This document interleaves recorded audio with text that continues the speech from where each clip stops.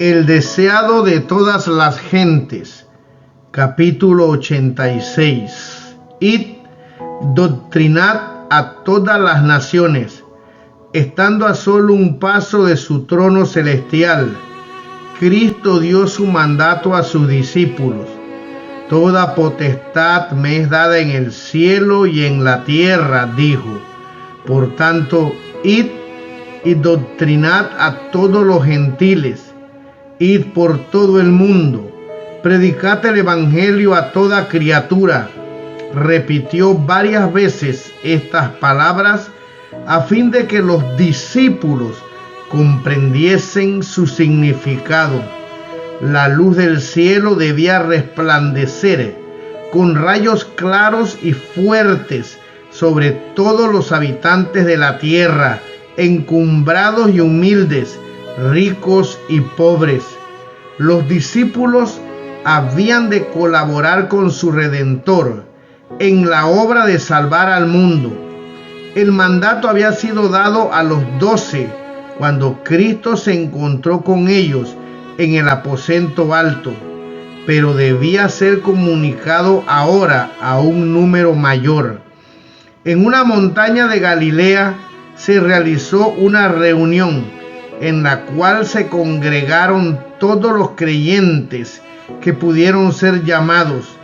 De esta reunión, Cristo mismo había designado antes de su muerte la fecha y el lugar. El ángel, al lado de la tumba, recordó a los discípulos la promesa que hiciera de encontrarse con ellos en Galilea.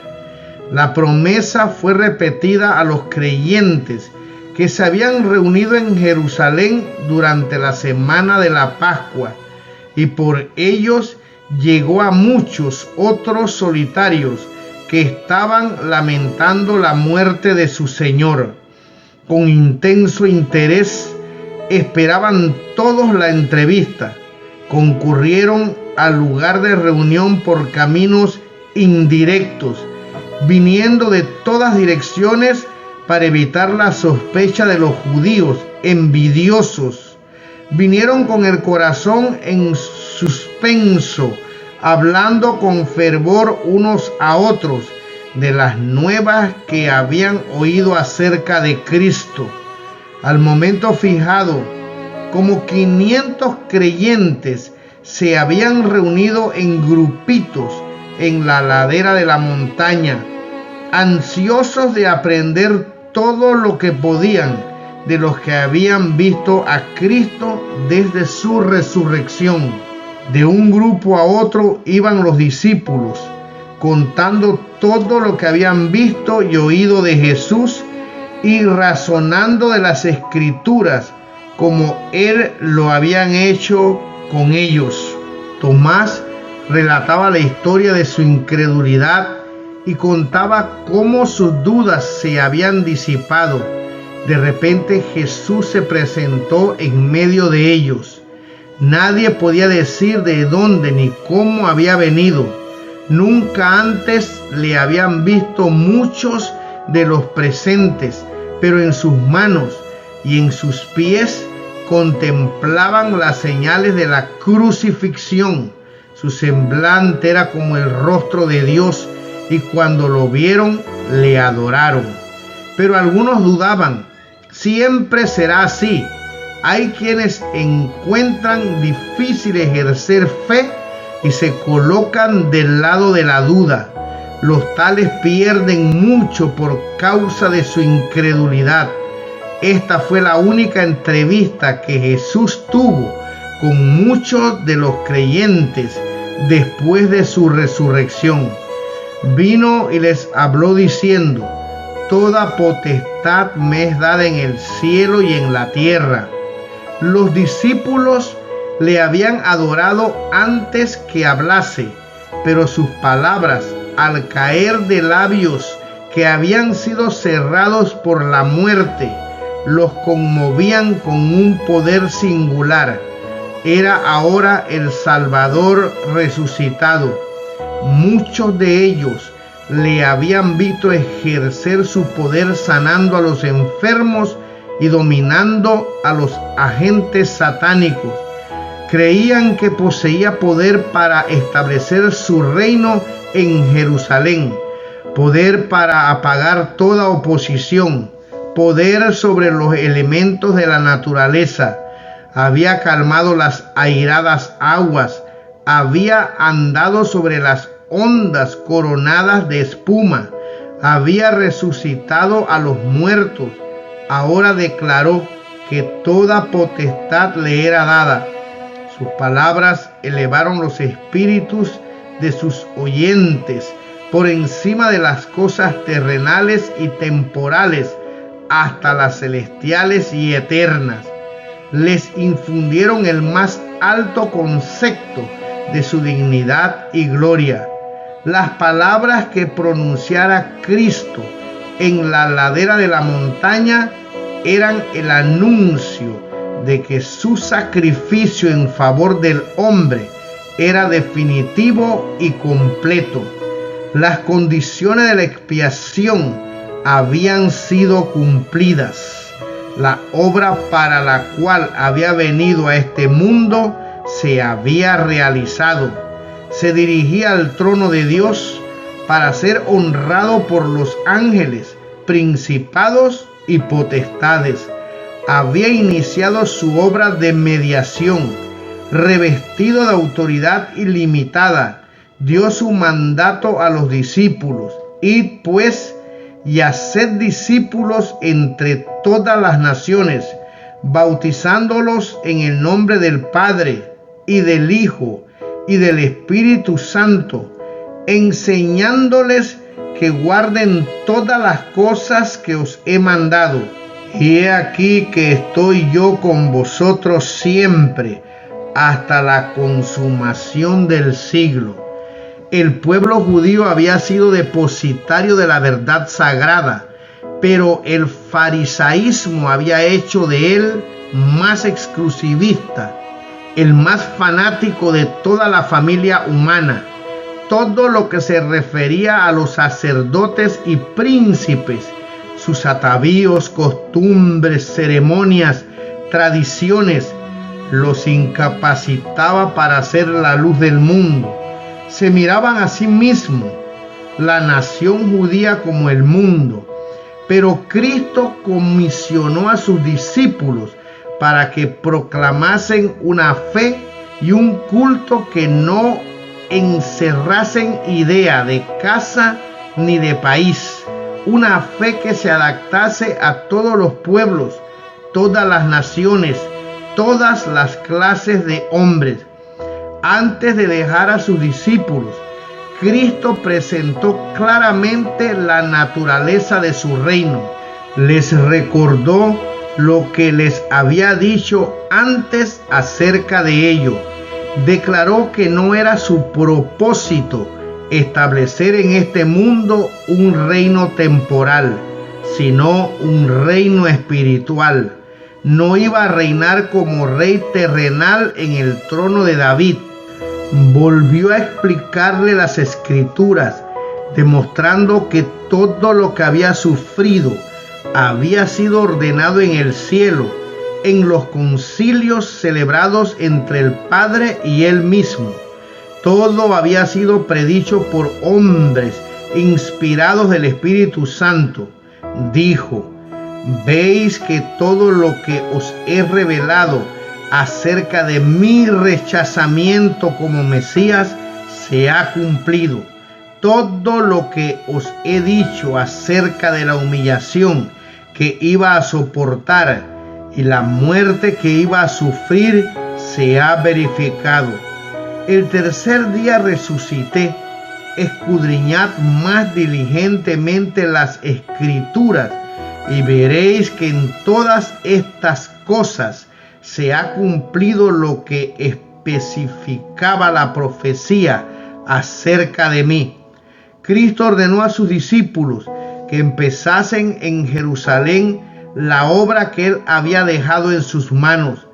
Jerusalén había sido escenario de su asombrosa condescendencia hacia la familia humana. Allí había sufrido, había sido rechazado y condenado. La tierra de Judea era el lugar donde había nacido. Allí, vestido con el atavío de la humanidad, había andado con los hombres, y pocos habían discernido cuánto se había acercado el cielo a la tierra cuando Jesús estuvo entre ellos. En Jerusalén debía empezar la obra de los discípulos. En vista de todo lo que Cristo había sufrido allí y de que su trabajo no había sido apreciado, los discípulos podrían haber pedido un campo más promisorio, pero no hicieron tal petición. El mismo terreno donde Él había esparcido la semilla de la verdad debía ser cultivado por los discípulos, y la semilla brotaría y produciría abundante mies en su obra. Los discípulos habrían de hacer frente a la persecución por los celos y el odio de los judíos, pero esto lo había soportado su maestro y ellos no habían de rehuirlo. Los primeros ofrecimientos de la misericordia debían ser hechos a los homicidas del Salvador. Había en Jerusalén muchos que creían secretamente en Jesús, muchos que habían sido engañados por los sacerdotes y príncipes. A estos también debía presentarse el Evangelio. Debían ser llamados al arrepentimiento. La maravillosa verdad de que solo por Cristo podía obtenerse la remisión de los pecados debía presentarse claramente. Mientras todos los que estaban en Jerusalén estaban conmovidos por los sucesos emocionantes de las semanas recién transcurridas, la predicación del Evangelio iba a producir la más profunda impresión. Pero la obra no debía detenerse allí. Había de extenderse hasta los más remotos confines de la tierra. Cristo dijo a sus discípulos: habéis sido testigos de mi vida de abnegación en favor del mundo. Habéis presenciado mis labores para Israel. Aunque no han querido venir a mí para obtener la vida, aunque los sacerdotes y príncipes han hecho de mí lo que quisieron, aunque me rechazaron según lo predecían las Escrituras, deben tener todavía una oportunidad de aceptar al Hijo de Dios. Habéis visto todo lo que me ha sucedido. Habéis visto que a todos los que vienen a mí confesando sus pecados, yo los recibo libremente. De ninguna manera echaré al que venga a mí. Todos los que quieran pueden ser reconciliados con Dios y recibir la vida eterna. A vosotros, mis discípulos, confío este mensaje de misericordia. Debe proclamarse primero a Israel y luego a todas las naciones, lenguas y pueblos. Debe ser proclamado a judíos y gentiles. Todos los que crean han de ser reunidos en una iglesia mediante el don del Espíritu Santo. Los discípulos habían de recibir un poder maravilloso.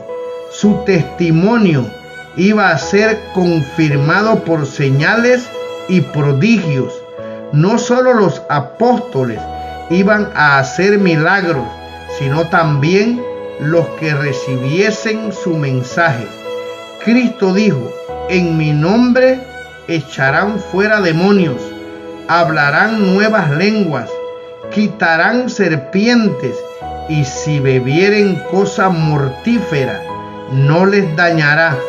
Sobre los enfermos pondrán sus manos y sanarán. En ese tiempo el envenenamiento era corriente.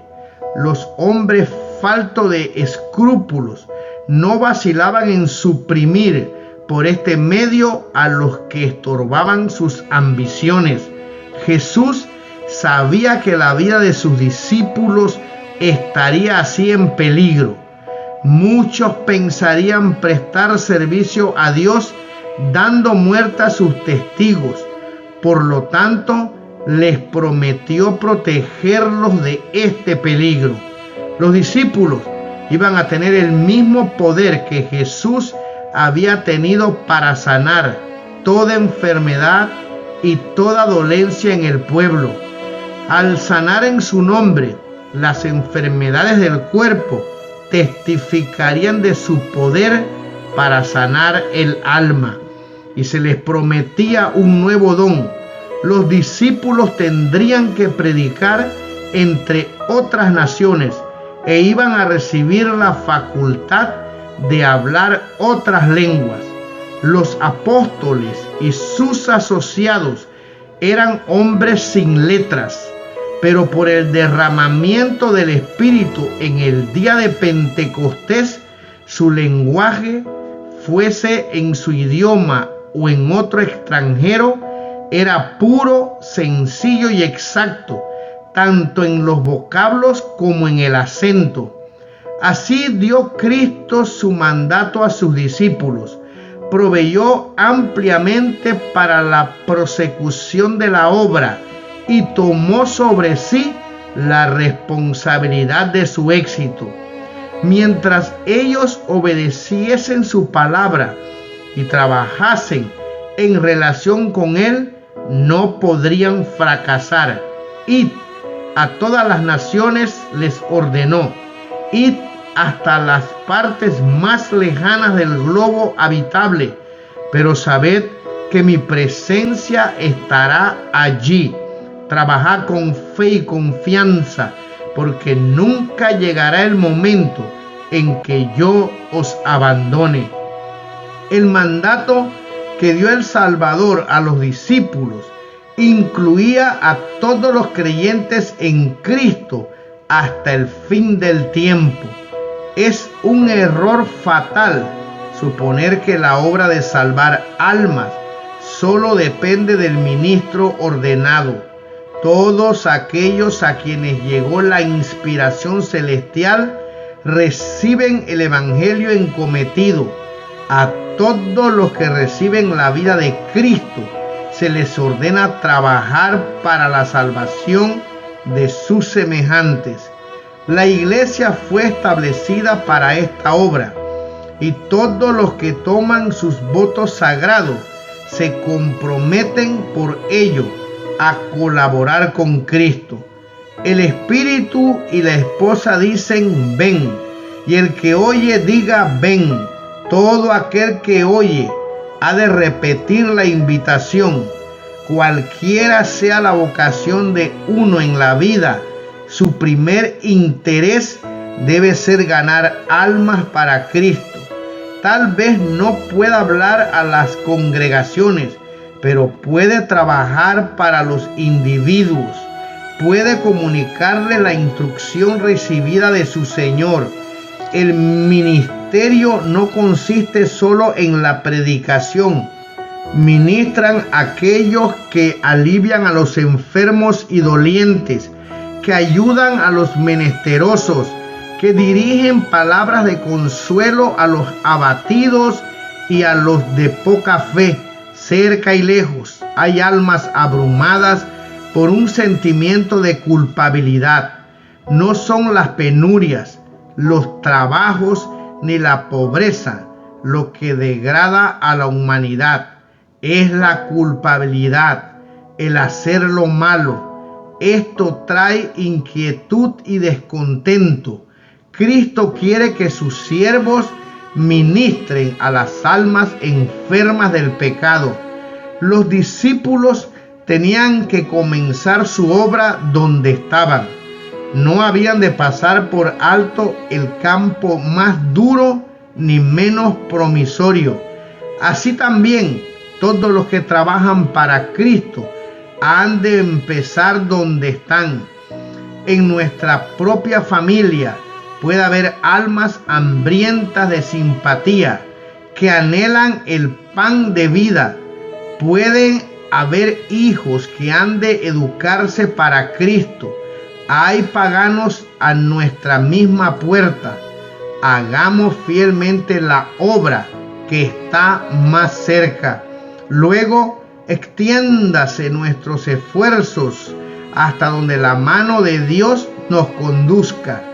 La obra de muchos puede parecer restringida por las circunstancias, pero donde quiera que esté, si se cumple con fe y diligencia, se hará sentir hasta las partes más lejanas de la tierra. La obra que Cristo hizo cuando estaba en la tierra parecía limitarse a un campo estrecho, pero multitudes de todos los países oyeron su mensaje. Con frecuencia, Dios emplea los medios más sencillos para obtener los mayores resultados.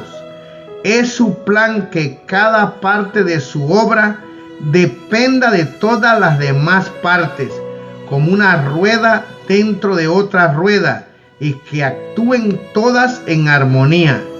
El obrero más humilde, movido por el Espíritu Santo, tocará cuerdas invisibles, cuyas vibraciones repercutirán hasta los fines de la tierra y producirán melodías a través de los siglos eternos. Pero la orden id por todo el mundo no se ha de olvidar. Somos llamados a mirar las tierras lejanas. Cristo derriba el muro de separación, el prejuicio divisorio de las nacionalidades, enseña a amar a toda la familia humana, eleva a los hombres del círculo estrecho que prescribe su egoísmo, abroga todos los límites territoriales y las distinciones artificiales de la sociedad. No hace diferencia entre vecinos y extraños, entre amigos y enemigos. Nos enseña a mirar a toda alma menesterosa como a nuestro hermano y al mundo como nuestro campo. Cuando el Salvador dijo, id y doctrinad a todos los gentiles, dijo también, estas señales seguirán a los creyentes. En mi nombre echarán fuera demonios, hablarán nuevas lenguas, quitarán serpientes, y si bebieren cosa mortífera, no les dañará. Sobre los enfermos pondrán sus manos y sanarán. La promesa es tan abarcante como el mandato. No porque todos los dones hayan de ser impartidos a cada creyente. El Espíritu reparte particularmente a cada uno como quiere, pero los dones del Espíritu son prometidos a todo creyente conforme su necesidad para la obra del Señor. La promesa es tan categórica y fidedigna ahora como en los días de los apóstoles. Estas señales seguirán a los que creyeren. Tal es el privilegio de los hijos de Dios, y la fe debe echar mano de todo lo que puede tener como apoyo. Sobre los enfermos pondrán sus manos y sanarán. Este mundo es un vasto lazareto, pero Cristo vino para sanar a los enfermos y proclamar libertad a los cautivos de Satanás. Él era en sí mismo la salud y la fuerza.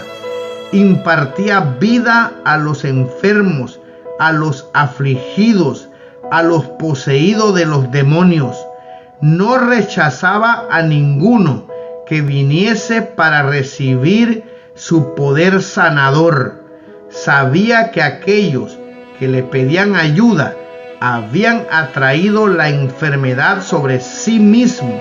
Sin embargo, no se negaba a sanarlos. Y cuando la virtud de Cristo penetra en estas pobres almas quedan convencidas de pecado, y muchos eran sanados de su enfermedad espiritual, tanto como de sus dolencias físicas. El Evangelio posee todavía el mismo poder.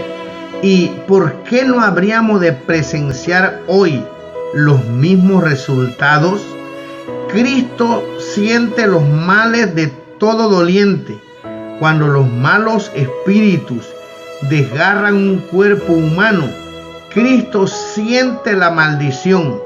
Cuando la fiebre consume la corriente vital, Él siente la agonía y está tan dispuesto a sanar a los enfermos ahora como cuando estaba personalmente en la tierra. Los siervos de Cristo son sus representantes, los conductos por los cuales ha de obrar. Él desea ejercer por ellos su poder curativo. En las curaciones del Salvador hay lecciones para sus discípulos. Una vez ungió con barro los ojos de un ciego y le ordenó: ve, lávate en el estanque de Siloé. Y fue entonces, lavóse y volvió viendo. Lo que curaba era el poder del gran médico, pero él empleaba medios naturales. Aunque no apoyó el uso de drogas, sancionó el de remedios sencillos y naturales. A muchos de los afligidos que eran sanados, Cristo dijo: no peques más, porque no te venga alguna cosa peor. Así enseñó que la enfermedad es resultado de la violación de las leyes de Dios, tanto naturales como espirituales. El mucho sufrimiento que impera en este mundo no existiría si los hombres viviesen en armonía con el plan del Creador. Cristo había sido guía y maestro del antiguo Israel y le enseñó que la salud es la recompensa de la obediencia a las leyes de Dios. El gran médico que sanó a los enfermos en Palestina había hablado a su pueblo desde la columna de nube, diciéndole lo que debía hacer y lo que Dios haría por ellos. Si oyeres atentamente la voz de Jehová tu Dios, dijo, e hicieres lo recto delante de sus ojos, y dieres oído a sus mandamientos, y guardares todos sus estatutos, ninguna enfermedad de la que envié a los egipcios te enviaré a ti, porque yo soy Jehová tu sanador. Cristo dio a Israel instrucciones definidas acerca de sus hábitos de vida y le aseguró: quitará Jehová de ti toda enfermedad. Cuando el pueblo cumplió estas condiciones, se le cumplió la promesa. No hubo en sus tribus enfermos. Estas lecciones son para nosotros. Hay condiciones que deben observar todos los que quieran conservar la salud. Todos deben aprender cuáles son esas condiciones. Al Señor no le agrada que se ignoren sus leyes naturales o espirituales. Hemos de colaborar con Dios para devolver la salud al cuerpo tanto como al alma. Y debemos enseñar a otros a conservar y recobrar la salud. Para los enfermos, debemos usar los remedios que Dios proveyó en la naturaleza y debemos señalarles a aquel que es el único que puede sanar. Nuestra obra consiste en presentar los enfermos y dolientes a Cristo en los brazos de nuestra fe. Debemos enseñarles a creer en el gran médico. Debemos echar mano de su promesa y orar por la manifestación de su poder. La misma esencia del Evangelio es la restauración, y el Salvador quiere que invitemos a los enfermos, los imposibilitados y los afligidos a echar mano de su fuerza. El poder del amor estaba en todas las obras de curación de Cristo, y únicamente participando de este amor por la fe podemos ser instrumentos apropiados para su obra. Si dejamos de ponernos en relación divina con Cristo, la corriente de energía vivificante no puede fluir en ricos raudales de nosotros a la gente. Hubo lugares donde el Salvador mismo no pudo hacer muchos prodigios por causa de la incredulidad. Así también la incredulidad separa a la iglesia de su auxiliador divino. Ella está aferrada solo débilmente a las realidades eternas. Por su falta de fe, Dios queda chasqueado y despojado de su gloria. Haciendo la obra de Cristo, es como la iglesia tiene la promesa de su presencia. Id, doctrinad a todas las naciones, dijo, y he aquí que yo estoy con vosotros todos los días hasta el fin del mundo. Una de las primeras condiciones para recibir su poder consiste en tomar su yugo. La misma vida de la iglesia depende de su fidelidad en cumplir el mandato del Señor. Descuidar esta obra es exponerse con seguridad a la debilidad y decadencia espiritual. Donde no hay labor activa por los demás, se desvanece el amor y se empaña la fe. Cristo quiere que sus ministros sean educadores de la iglesia en la obra evangélica. Han de enseñar a la gente a buscar y salvar a los perdidos, pero ¿es esta la obra que están haciendo? ¡Ay! ¡Cuán poco se esfuerzan para avivar la chispa de vida en una iglesia que está por morir! ¿Cuántas iglesias son atendidas como corderos enfermos por aquellos que debieran estar buscando a las ovejas perdidas, y mientras tantos millones y millones están pereciendo sin Cristo? El amor divino ha sido conmovido hasta sus profundidades insondables por causa de los hombres, y los ángeles se maravillan al contemplar una gratitud meramente superficial en los que son objeto de un amor tan grande. Los ángeles se maravillan al ver el aprecio superficial que tienen los hombres por el amor de Dios. El cielo se indigna al ver las negligencias manifestadas en cuanto a las almas de los hombres. Queremos saber cómo los considera Cristo. ¿Cuáles serían los sentimientos de un padre y una madre si supiesen que su hijo perdido en el frío y la nieve había sido pasado de lado y que le dejaron perecer aquellos que podrían haberle salvado? ¿No estarían terriblemente agraviados, indignadísimos?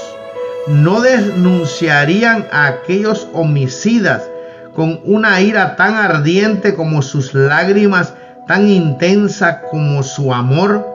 Los sufrimientos de cada hombre son los sufrimientos del Hijo de Dios, y los que no extienden una mano auxiliadora a sus semejantes que perecen provocan su justa ira. Esta es la ira del Cordero.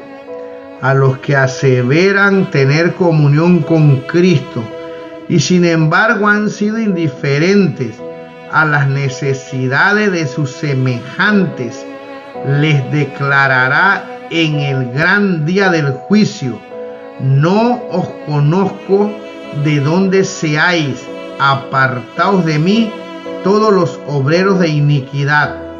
En el mandato dirigido a sus discípulos, Cristo no solo esbozó su obra, sino que les dio su mensaje. Enseñad al pueblo, dijo, que guarden todas las cosas que os he mandado. Los discípulos habían de enseñar lo que Cristo había enseñado. Ello incluye lo que Él había dicho, no solamente en persona, sino por todos los profetas y maestros del Antiguo Testamento. Excluye la enseñanza humana. No hay lugar para la tradición, para las teorías y conclusiones humanas, ni para la legislación eclesiástica. Ninguna ley ordenada por la autoridad eclesiástica está incluida en el mandato. Ninguna de estas cosas han de enseñar los siervos de Cristo. La ley y los profetas, con el relato de sus propias palabras y acciones, son el tesoro confiado a los discípulos para ser dado al mundo. El nombre de Cristo en su consigna, su señal de distinción, su vínculo de unión, la autoridad de su conducta y la fuente de su éxito. Nada que no lleve su inscripción ha de ser reconocido como su reino. El Evangelio no ha de ser presentado como una teoría sin vida, sino como una fuerza viva para cambiar la vida. Dios desea que los que reciben su gracia sean testigos de su poder. A aquellos cuya conducta ha sido más ofensiva para Él, los acepta libremente cuando se arrepiente. Les imparte su Espíritu Divino, los coloca en las más altas posiciones de confianza y los envía al campamento de los desleales a proclamar su misericordia ilimitada. Quiere que sus siervos atestiguen que por su gracia los hombres pueden poseer un carácter semejante al suyo y que se regocijen en la seguridad de su gran amor. Quiere que atestiguen que no puede quedar satisfecho hasta que la familia humana esté reconquistada y restaurada en sus santos privilegios de hijos e hijas. En Cristo está la ternura del pastor, el afecto del Padre y la incomparable gracia del Salvador compasivo. Él presenta sus bendiciones en los términos más seductores. No se conforma con anunciar simplemente estas bendiciones, las ofrece de la manera más atrayente para excitar el deseo de poseerlas. Así han de presenciar sus siervos las riquezas de la gloria del don inefable. El maravilloso amor de Cristo enternecerá y subyugará los corazones cuando la simple exposición de las doctrinas no lograría nada. Consolaos, consolaos, pueblo mío, dice vuestro Dios. Súbete sobre un monte alto, anunciadora de Sión. Levanta fuertemente tu voz, anunciadora de Jerusalén. Levántala, no temas. Di a las ciudades de Judá: veis aquí el Dios vuestro. Como pastor apacentará su rebaño, en su brazo cogerá los corderos y en su seno los llevará. Hablad al pueblo de aquel que es señalado entre 10,000 y todo el codiciable. Las palabras solas no lo pueden contar. Refléjese en el carácter y manifiéstese en la vida.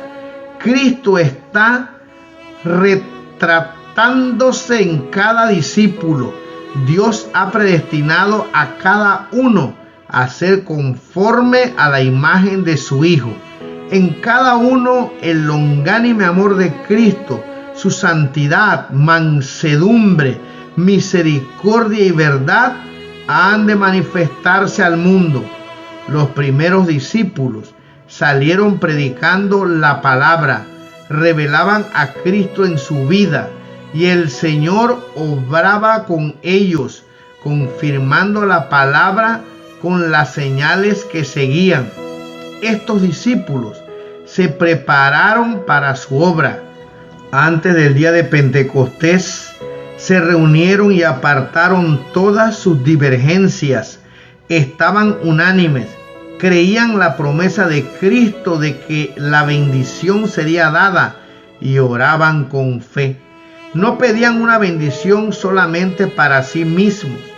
Los abrumaba la preocupación por la salvación de las almas. El evangelio debía proclamarse hasta los últimos confines de la tierra, y ellos pedían que se les dotase del poder que Cristo había prometido. Entonces fue derramado el Espíritu Santo y millares se convirtieron en un día. Así también puede ser ahora. En vez de las especulaciones humanas, predíquese la palabra de Dios. Pongan a un lado los cristianos sus disensiones y entréguense a Dios para salvar a los perdidos. Pidan con fe la bendición y la recibirán. El derramamiento del Espíritu en los días apostólicos fue la lluvia temprana, y glorioso fue el resultado, pero la lluvia tardía será más abundante. Todos los que consagran su alma, cuerpo y espíritu a Dios recibirán constantemente una nueva medida de fuerzas físicas y mentales. Las inagotables provisiones del cielo están a su disposición. Cristo les da el aliento de su propio espíritu, la vida de su propia vida. El Espíritu Santo despliega sus más altas energías para obrar en el corazón y la mente. La gracia de Dios amplía y multiplica sus facultades, y toda perfección de la naturaleza divina los auxilia en la obra de salvar almas. Por la cooperación con Cristo, son completos en Él, y en su debilidad humana son habilitados para hacer las obras de la omnipotencia. El Salvador anhela manifestar su gracia e imprimir su carácter en el mundo entero. Es su posesión comprada y anhela hacer a los hombres libres, puros y santos. Aunque Satanás obra para impedir este propósito, por la sangre derramada para el mundo, hay triunfos que han de lograrse y que reportarán gloria a Dios y al Cordero. Cristo no quedará satisfecho hasta que la victoria sea completa y Él vea del trabajo de su alma y será saciado. Todas las naciones de la tierra oirán el evangelio de su gracia. No todos recibirán su gracia, pero la posteridad les servirá. Será ella contada por una generación de Jehová. El reino y el dominio y el señorío de los reinos por debajo de todos los cielos será dado al pueblo de los santos del Altísimo, y la tierra será llena del conocimiento de Jehová, como cubren la mar las aguas, y temerán desde el occidente el nombre de Jehová, y desde el nacimiento del sol su gloria. Cuán hermosos son sobre los montes los pies del que trae alegres nuevas, del que publica la paz, del que trae nuevas del bien, del que publica salud, del que dice a Sión, tu Dios reina. Cantad alabanzas, alegraos juntamente, soledades de Jerusalén, porque Jehová ha consolado su pueblo. Jehová desnudó el brazo de su santidad ante los ojos de todas las gentes, y todos los términos de la tierra verán la salud del Dios nuestro.